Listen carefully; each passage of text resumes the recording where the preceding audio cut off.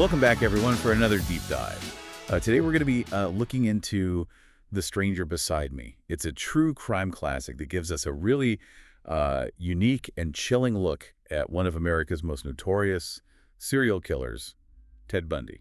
This book really stands out because it isn't just recounting Bundy's crimes. You know, it's a deeply personal account written by Anne Rule, a crime reporter who actually knew Bundy before his dark secrets came out. Right.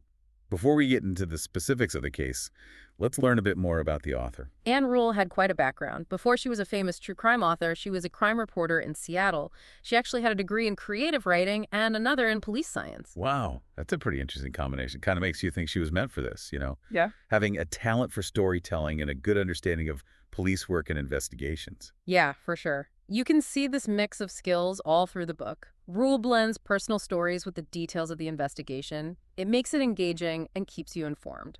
So how did Rule and Ted Bundy meet? Well, their paths crossed at a crisis hotline in Seattle where they both volunteered. They worked together, side by side, helping people in need. Rule initially thought Bundy was charming, compassionate, and really into helping others. Wow. Just try to imagine how shocked she must have been when she found out who Bundy really was. Totally. In the book, Rule describes her first impressions of Bundy. She talks about his charisma and how it seemed like he really cared about helping people in crisis. She even tells stories about how Bundy would do more than expected to help people who called. He seemed so empathetic, which made the truth even more disturbing. It's like they built a friendship on trust and working together, and then boom. It was destroyed by the realization that he was capable of horrible things. Exactly. That feeling of betrayal and disbelief is everywhere in the book. It makes The Stranger Beside Me more than just another true crime book. Wow. It has this deep emotional layer. Let's talk about Bundy. Rule really digs into his background and early life, looking for anything that might explain his descent into darkness. Bundy had a complicated childhood. And yeah, you could say it was troubled. He was born illegitimate and had a really messy family life.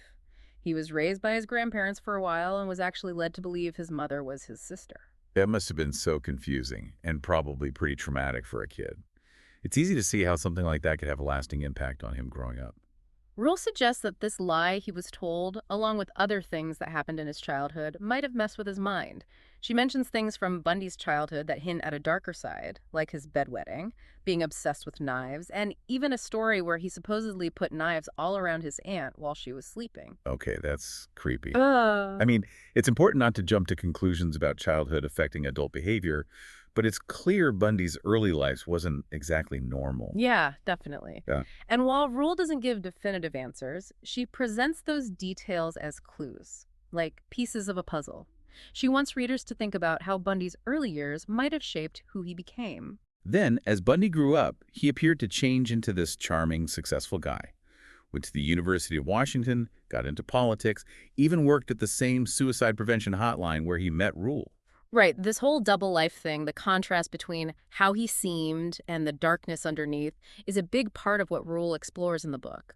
She describes Bundy as smart, well-spoken, and charismatic, the kind of person who could easily win people over with his charm and apparent concern for others. It's like the classic wolf in sheep's clothing, right? Yeah. Bundy put on this mask of normalcy, hiding his true nature. Exactly, and that ability to lie and manipulate made him so dangerous. He could gain people's trust, lure them into vulnerable situations, and then, Yeah. One of the most important people in Bundy's life was Stephanie Brooks. They met at the University of Washington. Rule implies Stephanie was Bundy's first real love, and that their rocky relationship, which ended with her rejecting him, had a huge impact on him. Rule portrays Stephanie as a smart, sophisticated woman who Bundy was drawn to because of her beauty and intelligence. But their relationship was intense, passionate periods followed by Bundy pulling away, which left Stephanie confused and drained. It's like a push and pull kind of thing. Yeah. Really toxic in relationships. Not surprising Stephanie ended it. Right. And Rule says Bundy was crushed when Stephanie dumped him. She thinks this could have been a turning point for him psychologically, maybe a push towards darkness. It's important to remember we're talking about theories here, right? We can't definitively say his relationship with Stephanie caused his crimes. Of course. But based on what Rule knew about Bundy and all her research, it's a pretty compelling idea, something to think about. It's also interesting that Bundy's relationship with Stephanie happened at the same time he was with Meg Anders, the woman he lived with in Seattle. Bundy seems to have kept these relationships separate, leading a double life. That shows how manipulative he was, deceiving those closest to him. Bundy was a master at showing different versions of himself to different people, carefully crafting the image he wanted them to see. So while Bundy was projecting this successful, normal image, a string of disappearances started plaguing the Pacific Northwest, casting a shadow of fear and uncertainty over the region. The first victim mentioned in the book is Linda Ann Healy. She disappeared from her Seattle apartment in January 1974. It was really creepy because there was no sign of forced entry. The police were baffled. Right. Rule talks about how fear and unease started to grip the community as more young women vanished. She mentions going to a police conference where a friend of hers, an astrologer, made a chilling prediction based on the timing of the disappearances. This astrologer believed that the next victim would be taken on the weekend of July 13th to 15th. And as fate would have it, that prediction turned out to be tragically accurate. Chilling. It really highlights the sense of helplessness and dread that hung over the region as the disappearances continued with no clear suspect in sight. Yeah, that weekend, two young women, Janice Ott and Denise Naslund, vanished from a crowded beach at Lake Sammamish State Park. It's near Seattle. Witnesses said there was this young guy, his arm was in a sling, called himself Ted. He went around asking women to help him with his sailboat. So this Ted became the main suspect. They released a sketch to the public. And get this, Anne Rule thought the sketch looked like Ted Bundy. But at first, she just couldn't believe it could be him. Right. This whole conflict, knowing Bundy seemed like a decent guy, but also maybe being the suspect, it's something she keeps coming back to in the book. Rule is battling her own doubts and fears as they find more evidence against Bundy. More victims are added to the list as the investigation goes on. Susan Rancourt, Kathy Parks, Brenda Ball, Georgian Hawkins. The fear just gets worse because there's no clear pattern, no suspect. You know, it's interesting. Some detectives thought these disappearances were connected, but others weren't so sure, especially about Kathy Parks because of where it happened. This disagreement within the police shows how hard it was for them to put the pieces together and build a strong case. And all this time, Bundy had moved to Utah, going to law school, seemingly leaving his past behind.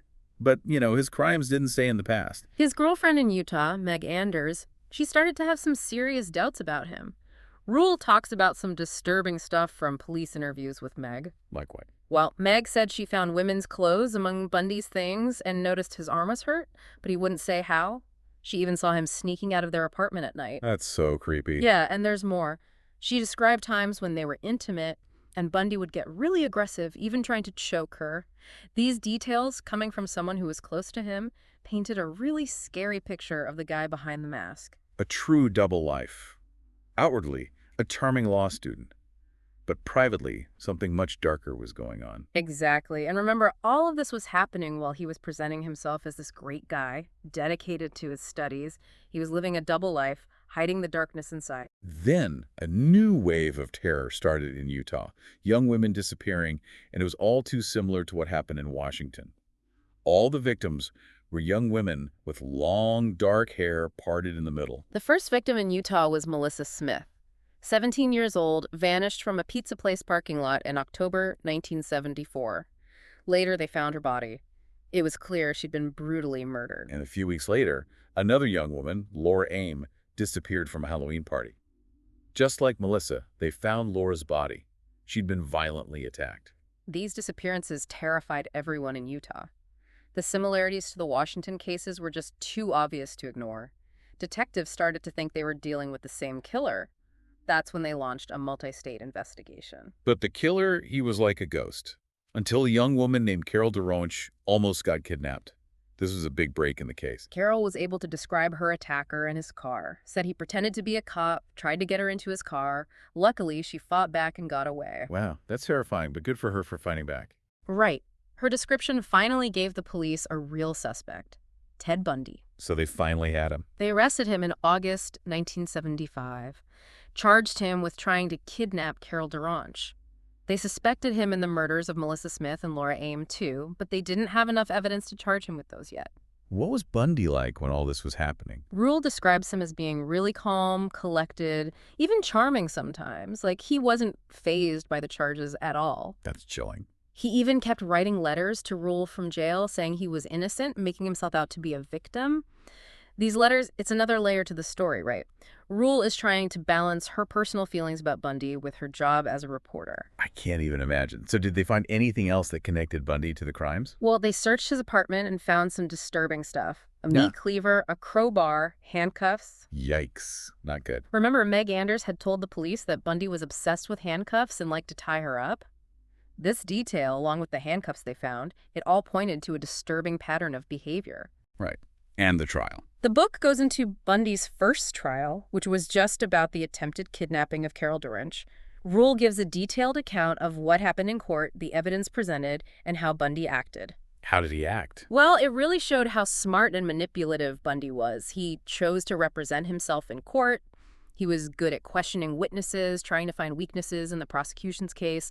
He even managed to charm some people in the courtroom, even with all the charges against him. Wow, he sounds like a real sociopath. Mm. So what happened? Was he found guilty? Despite all his efforts, he was found guilty of attempting to kidnap Carol Durench. They sentenced him to prison. It was a big win for the prosecution, but it was only the start of a long, messed-up legal battle. So what happened next? While Bundy was waiting for his trial for the Utah murders, they extradited him to Colorado. He had to face charges for the murder of Karen Campbell, a young woman who disappeared from a ski resort back in 1975. It sounds like investigators were starting to realize that Bundy's crimes weren't limited to one place. He was connected to unsolved murders all over the country. Yeah. It's like he went from a local suspect to a national nightmare. So what happened in Colorado? Well, that's where the story gets even crazier. Bundy escaped from custody. It was a huge deal, his escape. All over the news, everyone was looking for him. So what happened? How'd he get away? Well, he jumped out of a second-story window at the courthouse. It was during a court appearance. He was in the library. And then just vanished. He was gone for 6 days, hid out in the mountains. Then they caught him again. Wow, that's a bold move. Shows how cunning he was, how resourceful. Yeah. Makes him seem even more dangerous, unpredictable. And that wasn't the end of it. He got out again, this time from the Garfield County Jail in Colorado. No way. Twice. How'd he pull that off? He planned the whole thing, sawed right through the metal grate in the ceiling of his cell, just disappeared into the night. That's incredible. I mean, scary incredible. Getting out of places like that, it shows real planning, determination. Makes you think he really was a criminal mastermind. After he escaped from Colorado, he ended up in Florida, tried to blend in, start over. But his past and those impulses, they didn't just go away. Things escalated in Florida. Just awful. The worst thing he did, I think, was at the Chi Omega sorority house at Florida State University. Rule describes what happened there. It's chilling. He broke in, beat, and strangled 2 women, Lisa Levy and Margaret Bowman. Then he attacked 2 others. These attacks, happening in a place that should be safe, shocked the whole country. After this, there was no question Bundy was one of the most notorious serial killers in history. The brutality, how random it seemed, everyone was scared, but also fascinated by him. And just a few weeks later, Bundy did it again. Took a 12-year-old girl, Kimberly Leach, from her school in Lake City, Florida. Killed her. Oh my God, attacking a child, that's just a whole other level of evil. Everyone wanted him caught. They finally caught him in Pensacola, Florida. He'd been doing petty thefts, and it ended with a crazy car chase. The country was relieved when they got him. That was the beginning of the end for Bundy. So the trials. Rule goes into detail about those trials in Florida, first for the Chi Omega attacks, then for killing Kimberly Leach. She describes everything, the legal stuff, the evidence, even how Bundy defended himself. It sounds intense. Oh, and during the trials, there's another twist. This woman, Carol Ann Boone, who'd become friends with Bundy during his trials in Utah, she says she's in love with him. She even marries him right there in court. Are you serious? Yeah, and they even had a kid together while Bundy was on death row. Unbelievable. This guy facing all this evidence and he's still manipulating, controlling people. It just adds another layer to his messed up character. In both trials, Bundy was found guilty. They sentenced him to death. Rule talks about the appeals, him trying to stop his execution, and those final confessions he made about more murders. Some of them they didn't even know he was connected to before that. So after all the legal battles and all the media attention, what happened? Ted Bundy was executed. Florida. Electric chair. 1989. Rule captures the mood around his execution, how people reacted. Some people were relieved, some were, well, it was complicated. Makes sense. It's a complicated story. So this book, The Stranger Beside Me, it's a tough read, right? It's compelling, disturbing. Rule is dealing with her own feelings about Bundy the whole time, trying to understand how the guy she knew could become a monster. I bet. That internal struggle, it's got to be what makes the book so powerful. It's like a warning, a reminder that evil can hide in plain sight. We can be tricked by appearances. Totally. It's true crime and a cautionary tale all in one. It's a chilling reminder, right? We may not really know the people around us, even our close friends. So even though it's such a gripping book, has there been any criticism of The Stranger Beside Me? Oh yeah, over the years, definitely. Some people have said Rule was too easy on Bundy, especially in the earlier versions.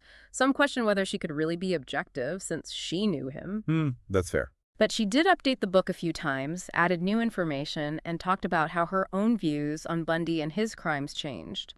No matter what the criticism is, this book is a big deal in true crime. It gives us this unique perspective on a really complicated and disturbing case. So would you recommend this book? If you're into true crime, if you want to understand the psychology of serial killers, then yeah, you should definitely read The Stranger Beside Me.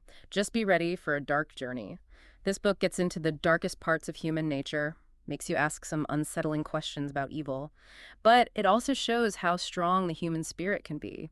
It reminds us to stay aware, to be careful. Well, that about wraps up our deep dive into The Stranger Beside Me. What a story. Join us next time for another look into the world of true crime. Until then, stay curious and stay safe.